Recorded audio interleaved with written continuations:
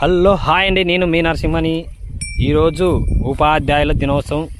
ఉపాధ్యాయులందరికీ దినోత్సవ శుభాకాంక్షలు.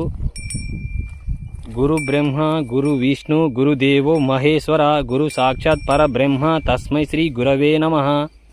లోకంలో మొదటి దైవం అమ్మ అయితే, రెండో దైవం నాన్న అయితే, మూడో దైవమే మన గురువు.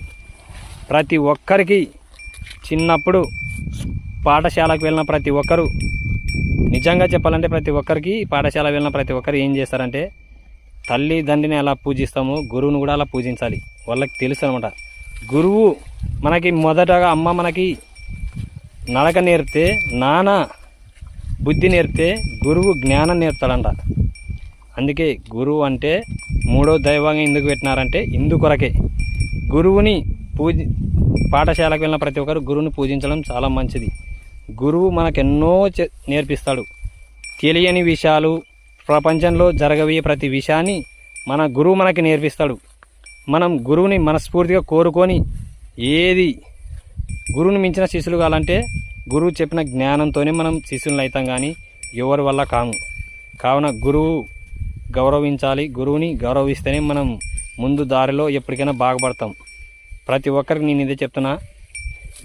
గురువులందరికీ మనస్ఫూర్తిగా గురు దిన సందర్భంగా, గురుదేవో గురు మహోత్సవ సందర్భంగా ఈరోజు గురు మహోత్సవం ఎందుకు పెట్టినారో కూడా మనకు అందరికి తెలుసు. చదువుకున్న వాళ్ళకి బాగా అర్థమవుతుంది.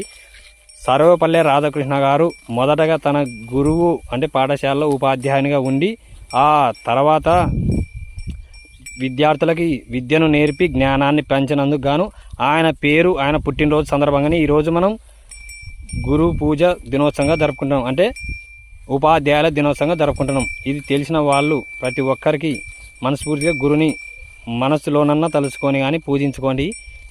నేను చెప్తున్నానని కాదు, మీకు తెలుసు గురువు అంటే ఎవరు అనేది. ప్రతి ఒక్కరికి గురు పూజ సందర్భంగా, అలాగే ఉపాధ్యాయుల దినోత్సవం సందర్భంగా మీ అందరికీ పేరు పేరున ధన్యవాదాలు తెలుపుతూ, ఉపాధ్యాయులందరికీ ధన్యవాదాలు, వారి పాదాభివందనాలు నాకు మనస్ఫూర్తిగా కలుగుతాయని నేను కోరుకుంటున్నా. ఇట్లు మీ లక్ష్మీ నరసింహని. మీరు చూస్తున్న ఈ వీడియోను అందరికి ఒక 5 మెంబర్స్ కన్నా షేర్ చేయండి. అలాగే లైక్ చేయండి, సబ్స్క్రైబ్ చేయండి. ఎందుకంటే మీరు 5 మెంబర్స్ షేర్ చేసినందుకు ఆ గురువు మీద మీకు ఉన్న నమ్మకం ఖచ్చితంగా కలుగుతుందని నన్ను మనస్ఫూర్తిగా కోరుకుంటా. ఇది 5 మెంబర్స్కి ఎవరైతే షేర్ చేస్తారో ఇది ఖచ్చితంగా వాళ్ళ పేరు మీద ధన్యవాదాలు తెలుతున్నా. గురువు గారికి నా మనస్ఫూర్తిగా కోరుకుంటున్నా. గురు పూజ సందర్భంగా, ఉపాధ్యాయ దినోత్సవం సందర్భంగా అందరికీ ప్రతి ఒక్కరిని పేరు పేరున ధన్యవాదాలు తెలుతున్నా.